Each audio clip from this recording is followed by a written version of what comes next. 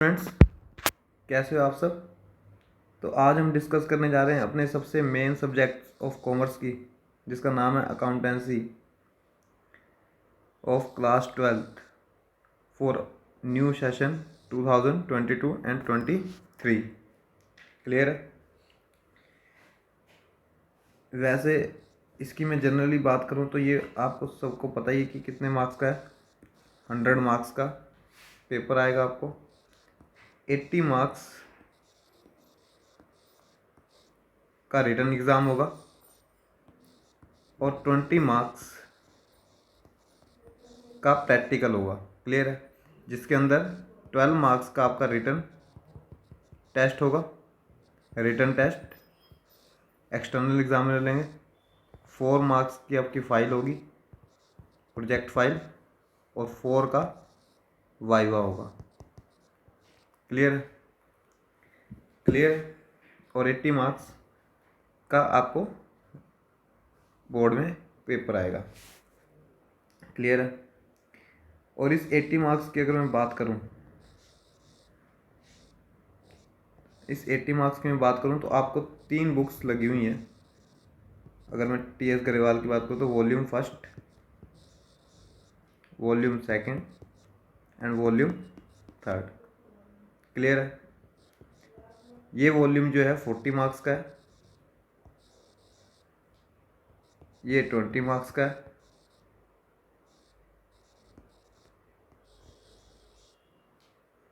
Sorry, अब ये change हो गया है। ये वॉल्यूम जो है कितने मार्क्स का है, 36 मार्क्स का है। और ये हो गया बेटा 24 मार्क्स का। और थर्ड वॉल्यूम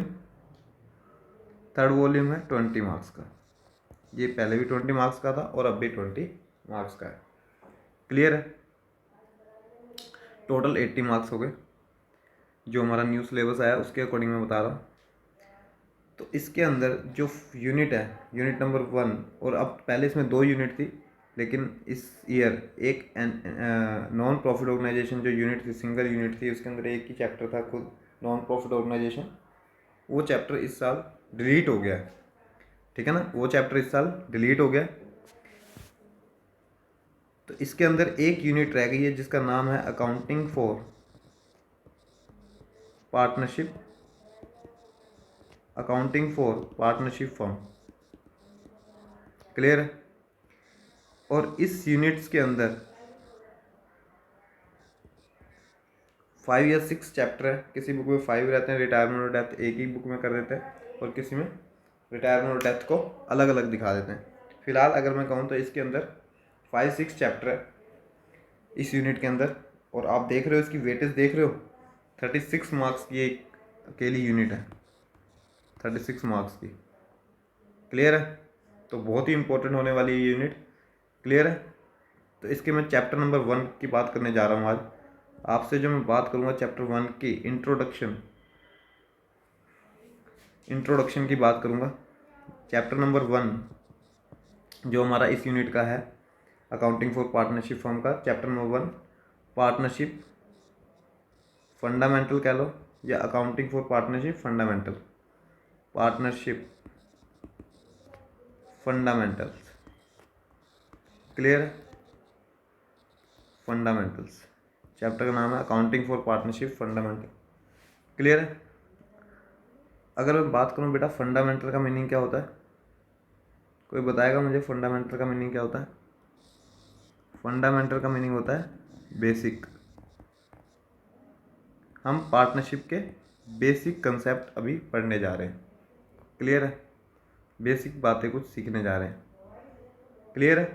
तो सबसे पहले हमें पता होना चाहिए बेटा कि पार्टनरशिप क्या है। मीनिंग ऑफ पार्टनरशिप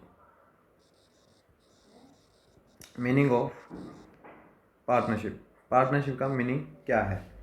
क्लियर है। देखो, जैसे सड़क पे कैसे चलना है हमें, ड्राइविंग कैसे करनी है, ये सारी बातें किस में लिखी हुई है, मोटर व्हीकल एक्ट में लिखी हुई है। किस में लिखी हुई है, मोटर व्हीकल एक्ट में लिखी हुई है। क्लियर है? ये सारी बातें किस में लिखी हुई है? मोटर व्हीकल एक्ट में लिखी हुई है। कैसे सड़क पे चलना है, कैसे ड्राइव करनी है, किस चीज़ों पे चालान हो जाएगा, ये सारी बातें मोटर व्हीकल एक्ट में लिखी हुई है। सिमिलरली पार्टनरशिप से रिलेटेड सारी बातें किस में लिखी हुई है? एक्ट मतलब कानून बेटा, Indian partnership act 1932। Similarly Indian partnership act 1932 में ये सारी बातें लिखी हुई हैं। क्लियर है? इंडियन पार्टनरशिप एक्ट 1932 में पार्टनरशिप से रिलेटेड जितनी भी बातें हैं वो सारी इसमें लिखी हुई हैं कि अगर पार्टनरशिप से रिलेटेड कोई भी प्रॉब्लम आती है, इस पार्टनरशिप से रिलेटेड कोई भी प्रॉब्लम किसी को होती है, तो इस एक्ट के अकॉर्डिंग उसका समाधान निकाला जाएगा या निपटारा होगा, उसका सल्यूशन निकाला जाएगा। क्लियर है? तो इस एक्ट के अकॉर्डिंग उसका सल्यूशन हम निकालेंगे। तो अब पार्टनरशिप का मीनिंग क्या होता है वो भी इस एक्ट में लिखा हुआ है, वो भी इस एक्ट में मीनिंग लिखा हुआ है। तो हम इस एक्ट के अकॉर्डिंग ही मीनिंग देखेंगे इसका। क्लियर है? तो मैं मीनिंग लिखने जा रहा हूँ बेटा इसका, मीनिंग ऑफ पार्टनरशिप। तो सेक्शन 4 इंडियन पार्टनरशिप एक्ट के सेक्शन 4 में इसका मीनिंग बताया हुआ है। क्लियर है? सेक्शन 4 ऑफ इंडियन पार्टनरशिप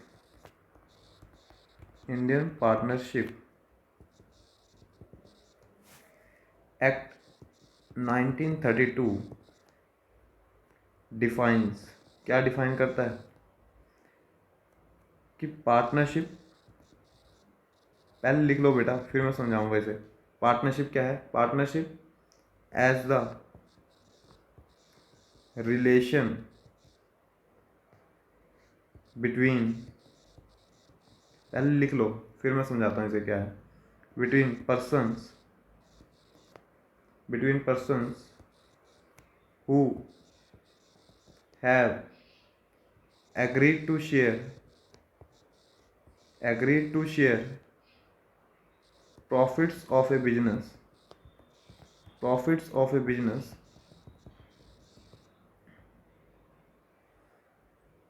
इस लाइन को मैं दूसरे कलर से लिख रहा हूँ, ये इंपॉर्टेंट लाइन है, ठीक है। Business carried on by all और any of them acting for all. अभी ये इतनी बड़ी डेफिनेशन को देख के घबराना नहीं। और एनी ऑफ देम क्या लिख दिया? कैरिड ऑन बाय ऑल और any of them acting for all. हाँ ठीक है, क्लियर है? Acting for all. अब इस डेफिनेशन को देख के घबराना नहीं है कि इतनी बड़ी डेफिनेशन क्या लिख दी। देखो सेक्शन 4, सेक्शन मतलब होता है बेटा धारा, ठीक है ना। इंडियन पार्टनरशिप एक्ट 1932 डिफाइन करता है क्या कि पार्टनरशिप रिलेशन बिटवीन पर्सन्स है, ऐसा रिलेशन पार्टनर्स के बीच में, पर्सन्स के बीच में जो तैयार है, who have agreed to share करने के लिए, क्या शेयर करने के लिए? प्रॉफिट शेयर करने के लिए। बेटा जब मैं प्रॉफिट की बात करूं तो इसका मतलब क्या है कि वो लॉस की भी बात कर रहा है। क्लियर है? तो हमने क्या देखा? हमने ये देखा कि भाई इसका मतलब क्या है, कि पार्टनरशिप का मतलब क्या है? रिलेशन बिटवीन पर्सन के बीच में ऐसा रिलेशन हु एग्रीड जो तैयार है शेयर करने के लिए, क्या शेयर करने के लिए? प्रॉफिट शेयर करने के लिए। किसके? बिजनेस के। भाई बिजनेस की तो प्रॉफिट शेयर करेंगे, तो किसके प्रॉफिट शेयर करने के लिए तैयार है? बिजनेस के। किसके? बिजनेस के प्रॉफिट शेयर करने के लिए तैयार है। क्लियर है सबको? कैरिड ऑन बाय ऑल और any of them acting for all, इस लाइन का मतलब क्या होता है? इस लाइन का अगर सिंगल वर्ड में मीनिंग बताऊँ ना, तो इस लाइन का सिंगल वर्ड में मीनिंग होता है म्यूचुअल एजेंसी। क्या होता है? Mutual agency. और इस लाइन को मैं अभी समझाऊंगा, अभी नहीं समझाऊंगा, जब मैं फीचर्स पढ़ाऊंगा ना इसके पार्टनरशिप के, तब मैं इस लाइन का मतलब आपको क्लियर करवाऊंगा। क्लियर है? क्लियर है सबको? चलो तो पार्टनरशिप का मतलब क्या होता है, सिंपल सा कि भाई दो पर्सन में रिलेशन, टू और मोर पर्सन में ऐसा रिलेशन, टू और मोर पर्सन में ऐसा रिलेशन जो तैयार है प्रॉफिट को शेयर करने के लिए। किसके प्रॉफिट को शेयर करने के लिए? किसके प्रॉफिट शेयर करने के लिए? बिजनेस के। किसके प्रॉफिट शेयर करने के लिए? भाई बिजनेस के, ठीक है ना। टू और मोर पर्सन्स के बीच में ऐसा रिलेशन है जो प्रॉफिट शेयर करने के लिए तैयार है, किसके? बिजनेस के। क्लियर है। जब मैं प्रॉफिट की बात कर रहा हूँ बार बार मैं कह रहा हूँ कि उस टाइम में लॉस की भी बात कर रहा हूँ कि लॉस भी शेयर करने को तैयार है। तो ये छोटी सी डेफिनेशन होगी, क्लियर है, इसका मीनिंग हो गया। नेक्स्ट देखो, अकाउंटिंग पॉइंट ऑफ व्यू से अगर मैं बात करूं, अकाउंटिंग पॉइंट ऑफ व्यू से, अकाउंटिंग पॉइंट ऑफ व्यू से अगर मैं बात करूं तो ये इंपॉर्टेंट नोट है एक, ठीक है ना, note. Accounting point of view से पार्टनरशिप क्या है? सेपरेट बिजनेस एंटिटी है, ठीक है। वैसे ये बताने की ज़रूरत नहीं थी, हम प्लस वन में अकाउंटिंग कंसेप्ट में पढ़ते हैं। सेपरेट बिजनेस एंटिटी है, सेपरेट बिजनेस एंटिटी है। सेपरेट बिजनेस एंटिटी का मतलब पता है ना, कि जब हम अकाउंट प्रिपेयर करेंगे तो हम ये मान के चलेंगे कि बिजनेस अलग है और जो इसके ओनर है वो अलग पर्सन है, दोनों अलग अलग पर्सन है। क्लियर? हम ये मान के चलेंगे जब भी अकाउंट प्रिपेयर करेंगे हम पार्टनरशिप के, फर्म के, बिजनेस के, जब भी हम अकाउंट प्रिपेयर करेंगे तो हम ये मान के चलेंगे ओनर अलग है और बिजनेस अलग है। क्लियर? ठीक है जी। फीचर्स ऑफ पार्टनरशिप अब हम पढ़ेंगे।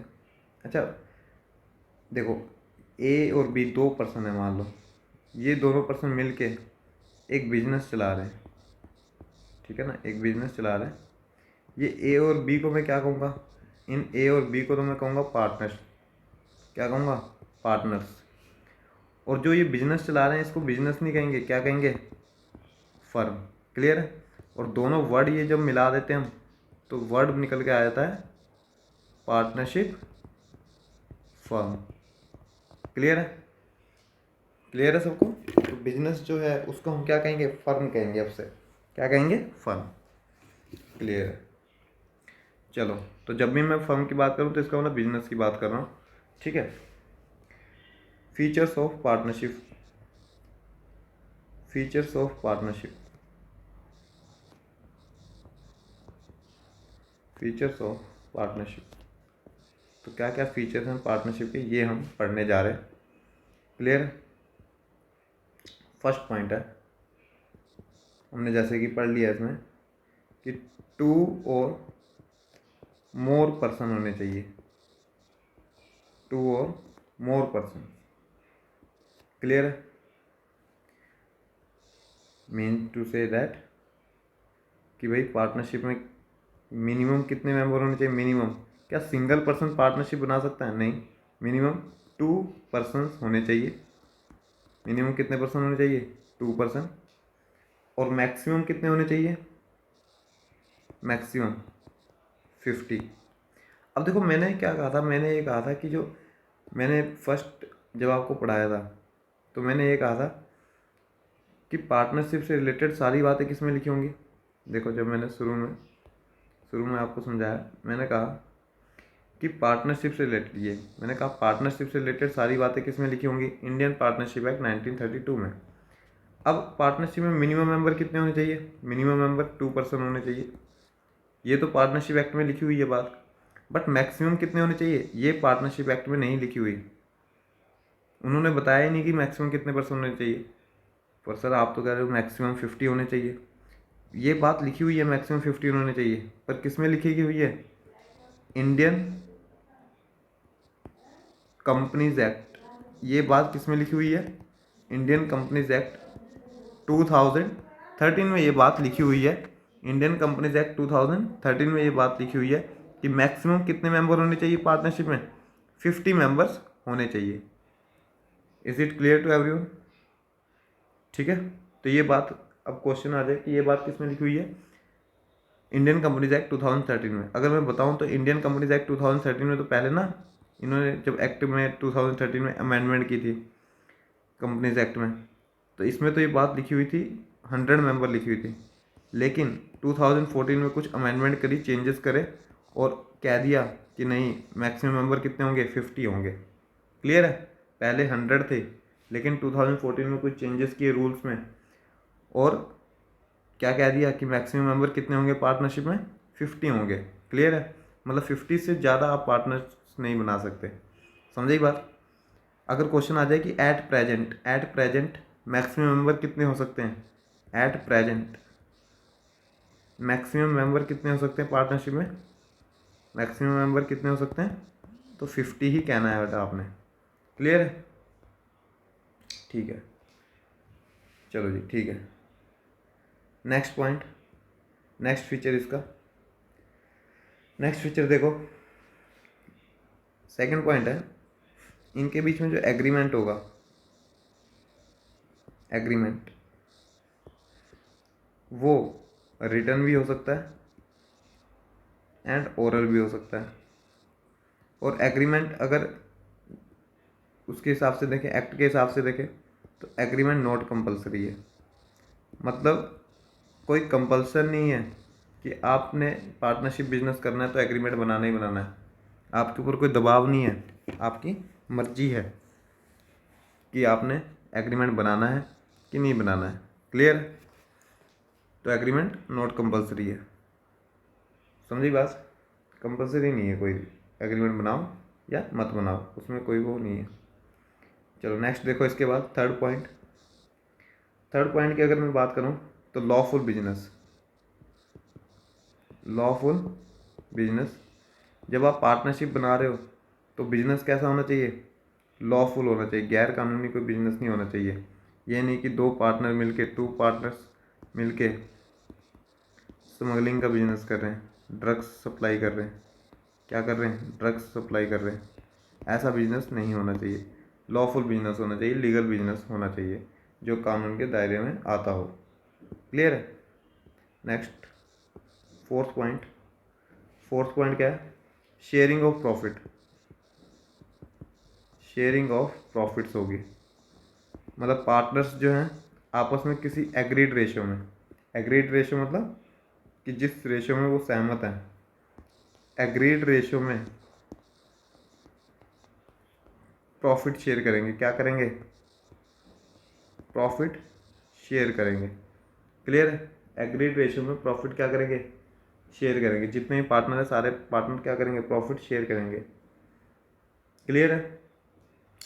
पर अभी मैंने प्रॉफिट कहा तो इसका मतलब लॉस भी कह रहा हूँ मैं, लॉस भी शेयर करेंगे। अगर लॉस हो रहा है तो लॉस शेयर करेंगे, पर ये ज़रूरी नहीं है कि हर एक पार्टनर लॉस शेयर करेगा। एक बात याद रखना, अगर मैं माइनर पार्टनर की बात करूँ, माइनर पार्टनर की बात करूँ मैं, माइनर पार्टनर कौन होता है, जिसकी एज बिलो 18 होती है, बिलो 18 ईयर्स, जिसकी एज बिलो 18 ईयर होती है उसे माइनर पार्टनर कहते हैं। तो ये ओनली क्या शेयर करेगा हमेशा, अगर ये पार्टनर है आपके बिजनेस में तो ओनली शेयर प्रॉफिट्स। ये ओनली क्या शेयर करेगा, प्रॉफिट शेयर करेगा, नॉट लॉसेस। ठीक है ना? लॉसेस शेयर नहीं करेगा। क्लियर है? ओनली ये क्या शेयर करेगा, प्रॉफिट। अगर कोई माइनर आपके बिजनेस में पार्टनर है तो वो ओनली प्रॉफिट ही शेयर करेगा। क्लियर है? लॉस शेयर नहीं करेगा। क्लियर है यहाँ तक? Sharing profits. Next fifth point, fifth point क्या है, फिफ्थ पॉइंट देखो, म्यूचुअल एजेंसी। म्यूचुअल एजेंसी, ठीक है, म्यूचुअल एजेंसी देखो, मैंने यहाँ पे समझाया था, समझाया नहीं था, मैंने कहा था, देखो ये देखो, मैंने कहा था ये देखो, ये रहा, मैंने कहा था कि कैरिड ऑन बाय ऑल और any of them acting for all, ये जो लाइन थी, मैंने कहा था इसका मीनिंग क्या होता है, म्यूचुअल एजेंसी। इसका मीनिंग क्या होता है, म्यूचुअल एजेंसी। क्लियर है? और मैंने कहा था कि ये मैं बाद में जब फीचर्स पढ़ाऊँगा तब इसको समझाऊँगा। तो चलो वो टाइम आ गया। देखो इधर म्यूचुअल एजेंसी का मीनिंग क्या होता है। अगर म्यूचुअल एजेंसी की मैं बात करूँ तो देखो, एक एग्जांपल से समझते हैं इसे। एक ए पर्सन है, ए पर्सन लुधियाना पंजाब में है। कहाँ पे है? लुधियाना में है। और ये चाहता है कि मैं डीलिंग करूँ दिल्ली में भी जाना चाहता है। ठीक है, ये मोबाइल की फैक्ट्री है इसकी। ये चाहता है कि मेरे मोबाइल दिल्ली में भी सेल हो, मुंबई में भी सेल हो मान लो, और ये चाहता है चेन्नई में भी मेरे मोबाइल क्या हो, सेल हो। क्लियर है? अब क्योंकि ये सिंगल पर्सन है, ये कहीं आ नहीं सकता, हर जगह नहीं जा सकता, तो ये क्या कर रहा है, ये दूसरे पर्सन को पॉइंट कर रहा है। ठीक है, इसने क्या करा, एक बी पर्सन को कहा कि तुम मेरे ब्याह पे दिल्ली जाओ और डील करके आओ। एक सी पर्सन को इसने कहा कि तुम मेरे ब्याह पे जाओ और मुंबई में डील करके आओ। इसने कहा डी पर्सन तुम जाओ चेन्नई और तुम डील करके आओ। अब जो ये पर्सन भेज रहा है, जो भी पर्सन इसने भेजे हैं, ये सारे पर्सन को हम क्या कहेंगे, ये ए बी हो गया, सी हो गया, डी हो गया, ये सारे पर्सन क्या हैं इसके, इनको हम कहेंगे एजेंट। क्या कहेंगे? ये एजेंट हैं इसके। और जो ए पर्सन है, ये ए पर्सन, इसको हम कहेंगे क्या है, ये प्रिंसिपल।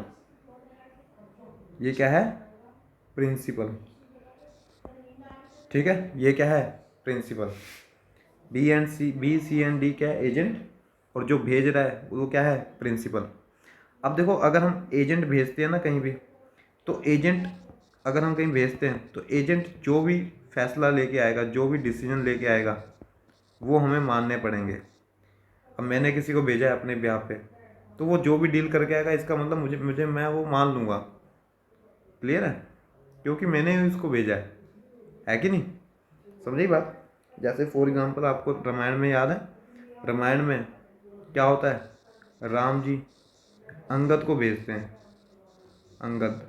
अंगद को भेजते हैं रावण को समझाने के लिए।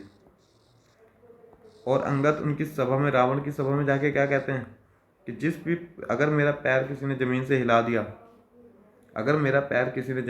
दिया, तो राम जी की सेना वापस चली जाएगी अयोध्या, हम लंका पे चढ़ाई नहीं करेंगे। अब देखो, अंगद ने एकदम से डिसीजन ले लिया, राम जी से पूछा भी नहीं। अब राम ने अंगद को भेजा था, तो अंगद क्या हो गया? एजेंट। क्लियर है?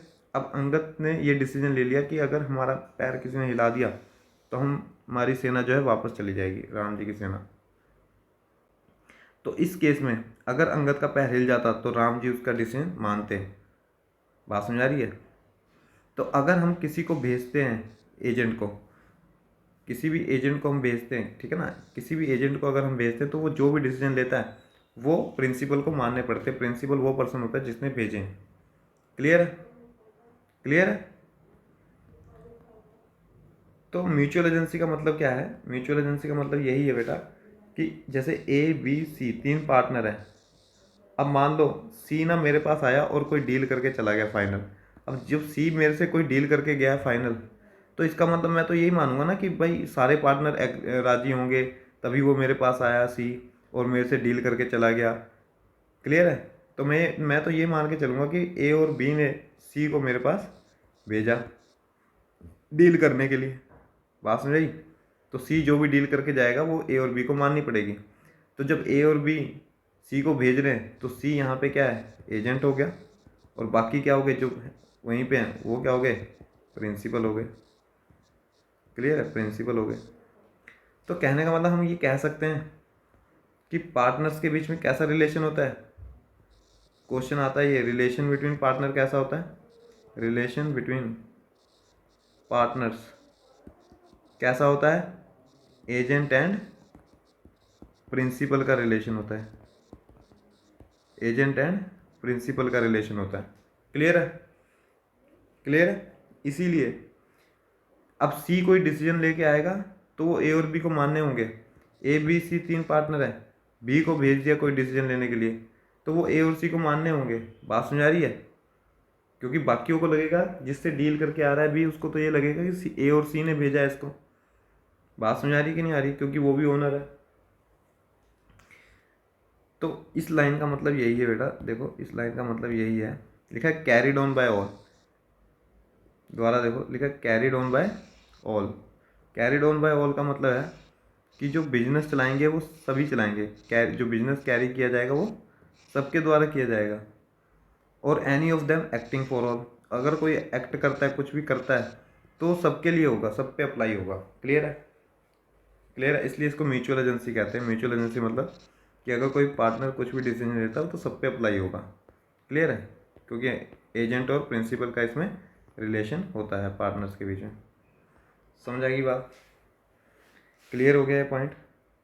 चलो ठीक है। इसके बाद नेक्स्ट जो पॉइंट है हमारा, जो मेन पॉइंट है, वो है पार्टनरशिप डीड। नेक्स्ट टॉपिक जो है हमारा वो है पार्टनरशिप डीड। पार्टनरशिप डीड, ठीक है। पार्टनरशिप डीड क्या होती है? अब देखो पार्टनरशिप डीड क्या होती है। पार्टनरशिप डीड का मतलब होता है, डीड का मतलब होता है एग्रीमेंट। डीड का मतलब क्या होता है? एग्रीमेंट। और बेटा मैंने अभी बताया कि एग्रीमेंट जो है नॉट क्या है? Not compulsory. एग्रीमेंट जो है कंपल्सरी नहीं है। नॉट कंपल्सरी का मतलब तो समझते हो ना? एग्रीमेंट कंपल्सरी नहीं है, मतलब मर्जी है पार्टनर्स की। पार्टनर एग्रीमेंट बनाना चाहते हैं बनाए, नहीं बनाना चाहते हैं ना बनाए। क्लियर है? बट अगर कोई पार्टनर चाहता है एग्रीमेंट बनाना तो वो क्या लिखेगा एग्रीमेंट में? वो सारी इंफॉर्मेशन लिखेगा, वो सारी इंफॉर्मेशन लिखेंगे पार्टनर एग्रीमेंट में जो हमारी फर्म से रिलेटेड है। फर्म से रिलेटेड जो सारी इंफॉर्मेशन है वो सारी इंफॉर्मेशन हम किस में लिखेंगे? एग्रीमेंट में लिखेंगे। फॉर एग्जांपल, नेम क्या है बिजनेस का? Name and address of firm, ठीक है। नेम और एड्रेस क्या है फर्म के। सेकंड पॉइंट हम लिखेंगे name and address of partners, ठीक है ना? क्लियर है? थर्ड पॉइंट लिखेंगे amount of capital, amount of capital contribution by each partner, जो हर एक पार्टनर है वो कितनी कैपिटल कंट्रीब्यूट कर रहा है ये हम लिखेंगे इसमें। क्लियर है? अकाउंटिंग पीरियड ऑफ फर्म क्या है? अकाउंटिंग पीरियड ऑफ फर्म क्या है? अकाउंटिंग पीरियड समझते हो कि 1 अप्रैल टू 31 मार्च वाला ईयर फॉलो किया जा रहा है या फिर 1 जनवरी से 31 दिसंबर वाला ईयर फॉलो किया जा रहा है। क्लियर है? अकाउंटिंग पीरियड क्या है फर्म का? समझे बात? क्लियर है यहाँ तक? प्रॉफिट शेयरिंग रेशियो क्या है? तो कहने का मतलब है, अब बहुत सारी एग्जांपल दे दी, हमने क्या देखा कि भाई इसमें क्या चीज़ें लिखी जाएंगी? इसमें वो सारी चीज़ें लिखी जाएंगी जो भी इम्पोर्टेंट इंफॉर्मेशन है पार्टनरशिप से रिलेटेड। क्लियर है? वो सारी इन्फॉर्मेशन हम इसमें रिकॉर्ड करेंगे। फिलहाल इसमें हमें ज़्यादा कुछ सीखने की बात है नहीं। क्लियर है? इसमें सारा कुछ लिखा हो जाएगा। अब देखो कोई भी, अब नेक्स्ट जो पॉइंट मैं समझाने जा रहा हूँ ये इस चैप्टर की बैकबोन है, ठीक है। तो ये पॉइंट बहुत ध्यान से समझना। देखो एक एग्जांपल से मैं ये पॉइंट क्लियर कर रहा हूँ। मान लो ए और बी, ए एंड बी दो पार्टनर हैं। क्लियर है? ए एंड बी दो पार्टनर हैं।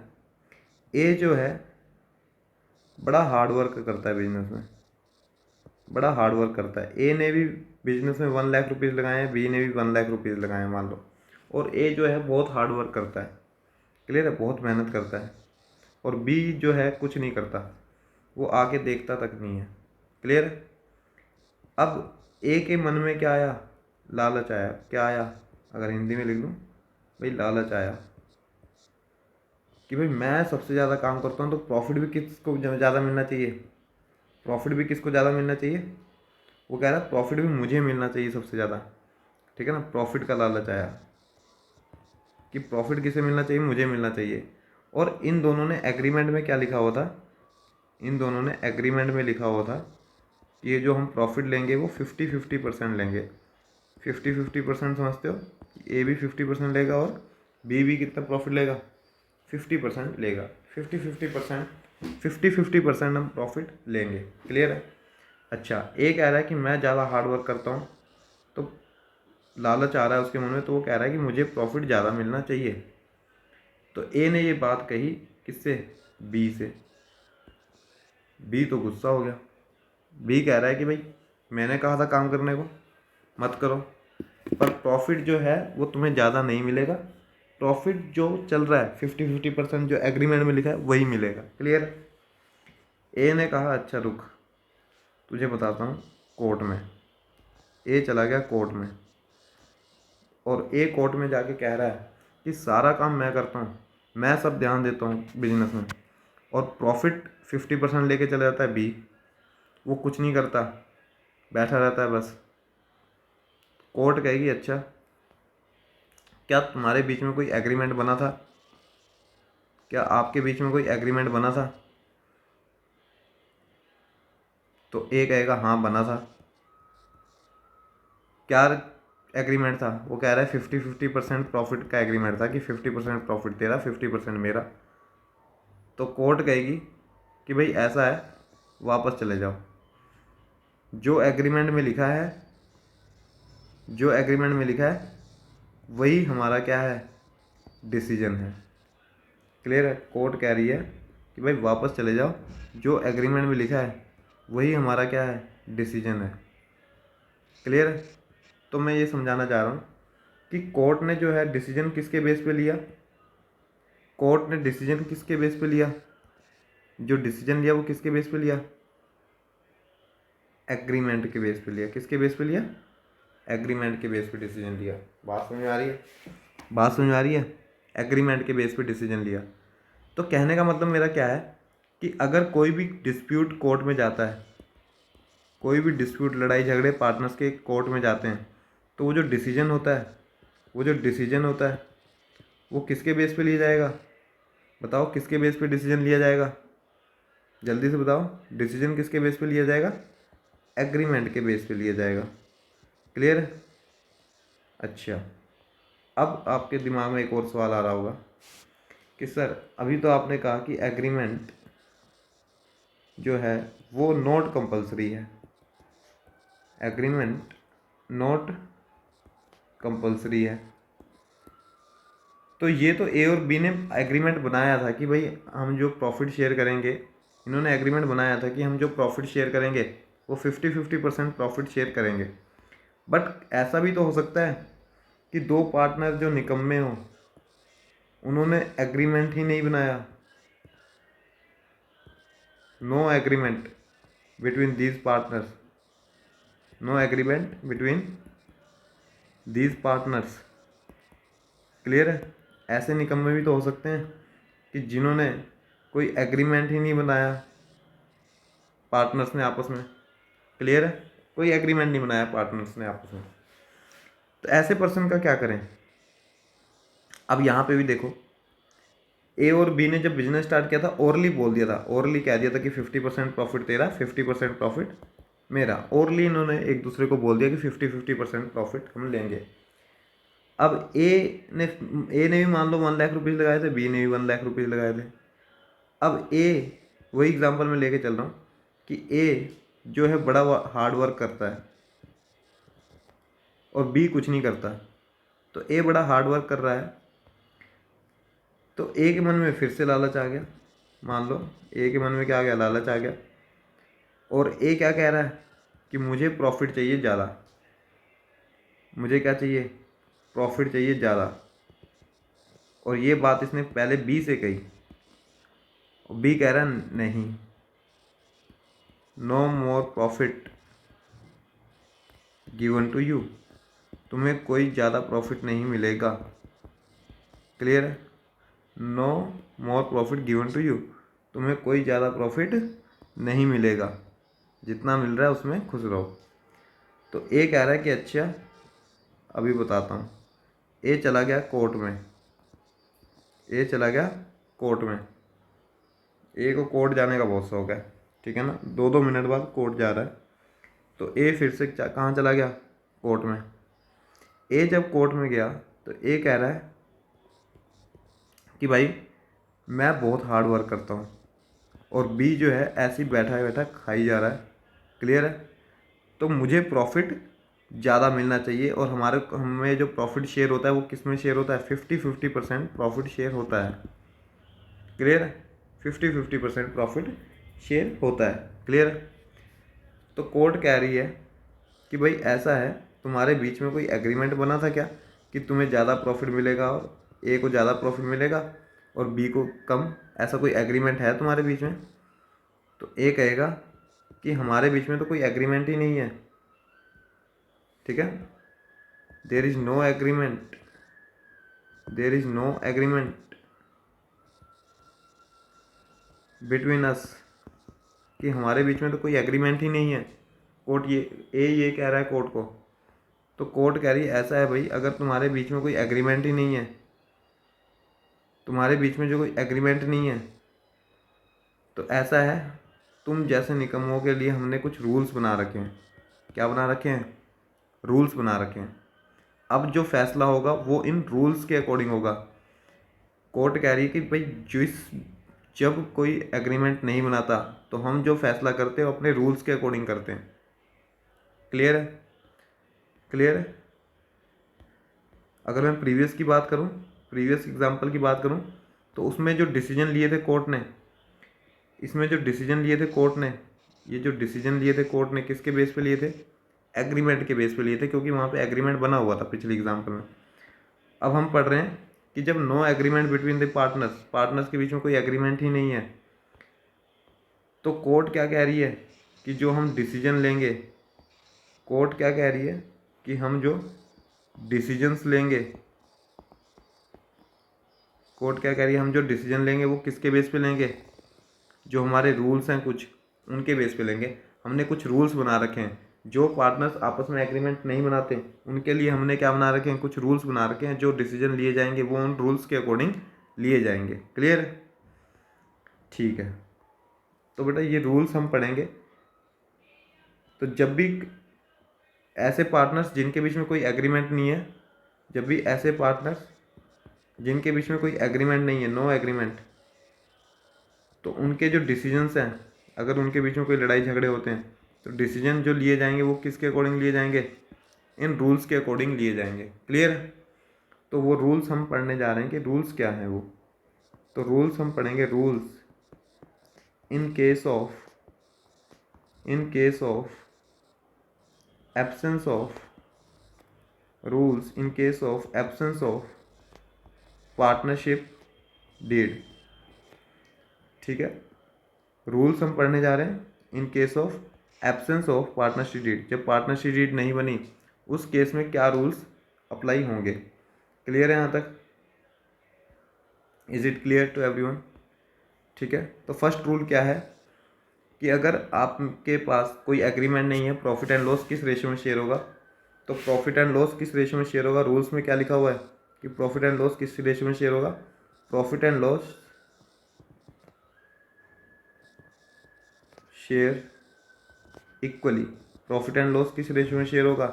इक्वली शेयर होगा हमेशा। क्लियर है? प्रॉफिट एंड लॉस किस रेशियो में शेयर होगा? इक्वली शेयर होगा। अब यहाँ पे ए ने चाहे बिजनेस में 10,000 रुपये लगा रखे और बी ने 2 लाख रुपीज़ लगा रखे हैं, अगर एग्रीमेंट नहीं है ना, अगर एग्रीमेंट नहीं है तो प्रॉफिट एंड लॉस किस में शेयर होगा? इक्वली। कोर्ट ये नहीं देखेगी कि ए ने 10,000 लगा रखे और बी ने इतने सारे पैसे लगा रखे, कोर्ट ये नहीं देखेगी। जो प्रॉफिट शेयर होगा वो इक्वली शेयर होगा। क्लियर है? सेकंड पॉइंट, किसी भी पार्टनर को कोई एक्स्ट्रा सैलरी और एक्स्ट्रा कमीशन नहीं मिलेगा। अगर एग्रीमेंट में लिखा है कि एक्स्ट्रा सैलरी और एक्स्ट्रा कमीशन किसी पार्टनर को मिलेगा एक्स्ट्रा काम करने पे, तब तो मिलेगा, एग्रीमेंट में लिखा है तो मिलेगा। अगर नहीं लिखा तो क्या? कुछ नहीं मिलेगा, कोई सैलरी और कमीशन नहीं, no salary and commission, no commission. Clear है? कोई सैलरी और कोई एक्स्ट्रा कमीशन किसी पार्टनर को नहीं मिलेगा। अगर एग्रीमेंट में लिखा तब तो मिलेगा, अदरवाइज नहीं मिलेगा। कोई पार्टनर कह रहा है मैं ज़्यादा हार्डवर्क कर रहा हूँ, मुझे एक्स्ट्रा सैलरी चाहिए, तो नहीं मिलेगी। अगर एग्रीमेंट में लिखा है तो मिल जाएगी, नहीं तो नहीं मिलेगी। Third point, no interest on capital, no interest on capital, कोई इंटरेस्ट ऑन कैपिटल भी नहीं मिलेगा। इंटरेस्ट ऑन कैपिटल क्या होता है? देखो, जैसे ए और बी दो पार्टनर है, ए और बी ने दोनों ने जो बिजनेस में पैसे लगाए उसको हम क्या कहते हैं? कैपिटल। ए और बी कह रहे हैं कि ए ने 2 लाख लगाए, बी ने 3 लाख लगाए। ए और बी कह रहे हैं कि जितने पैसे हमने बिजनेस में लगाए हैं इतने पैसे अगर हम बैंक में रखते ना, बैंक में रखते तो हमें इंटरेस्ट मिलता। तो फर्म कह रही है अच्छा अगर तुम इतने पैसे बैंक में रखते तो तुम्हें इंटरेस्ट मिलता, बैंक में रखते तो हमें क्या मिलता, ए और बी कह रहे हैं हमें इंटरेस्ट मिलता। तो फर्म कह रही है, फर्म, ये फर्म है ना, इसको फर्म कहते हैं। फर्म कहती है कि अच्छा इतने पैसे तुम बैंक में रखते तो तुम्हें इंटरेस्ट मिलता, मैं भी तुम्हें इंटरेस्ट पे करूँगा, फर्म भी इंटरेस्ट पे करेगी। तो फर्म यहाँ पे इंटरेस्ट पे कर रही है, इंटरेस्ट ऑन कैपिटल फर्म क्या कर रही है, पे कर रही है। तो इंटरेस्ट ऑन कैपिटल फर्म के हिसाब से क्या हुआ, हमने फर्म के पॉइंट ऑफ व्यू से देखना है। फर्म के हिसाब से इंटरेस्ट ऑन कैपिटल क्या हुआ, फर्म के हिसाब से इंटरेस्ट ऑन कैपिटल हुआ एक्सपेंस। तो इंटरेस्ट ऑन कैपिटल फर्म के हिसाब से देखें तो अगर क्या होता है, एक्सपेंस। क्लियर है यहाँ तक? तो नो इंटरेस्ट ऑन कैपिटल, किसी भी पार्टनर को कोई इंटरेस्ट ऑन कैपिटल नहीं मिलेगा। सिमिलरली बेटा fourth point, no interest on drawing, no interest on drawing, किसी भी पार्टनर को कोई इंटरेस्ट ऑन ड्राइंग भी नहीं होगी। ड्राइंग्स क्या होती है, जैसे ए और बी ने फर्म से पैसे विड्रॉ किए, ए और बी ने फर्म से पैसे विड्रॉ किए 2 लाख। फर्म कह रही है कि भाई तुमने पैसे विड्रॉ किए मेरे से, इतने पैसे अगर मैंने बैंक में रखे होते तो मुझे इंटरेस्ट मिलता। तो ए और बी यहाँ पे इंटरेस्ट पे कर रहे हैं, ए और बी क्या कर रहे हैं, पे कर रहे हैं, इंटरेस्ट पे कर रहे हैं, इंटरेस्ट ऑन ड्राइंग पे कर रहे हैं ए और बी फर्म को। तो फर्म के पास पैसे आ रहे हैं, तो इंटरेस्ट ऑन ड्राइंग अगर फर्म के हिसाब से क्या हो गया, इसका मतलब फर्म के हिसाब से इनकम हो गई इंटरेस्ट ऑन ड्राइंग। क्लियर है? क्लियर है यहाँ तक? बताओ कोई प्रॉब्लम यहाँ तक?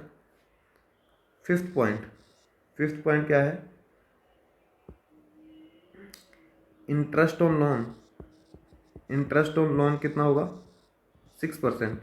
और बेटा ये जो लोन है, ये लोन पता है कौन सा लोन है, which is given by partner to the firm, which is given by partner to the firm.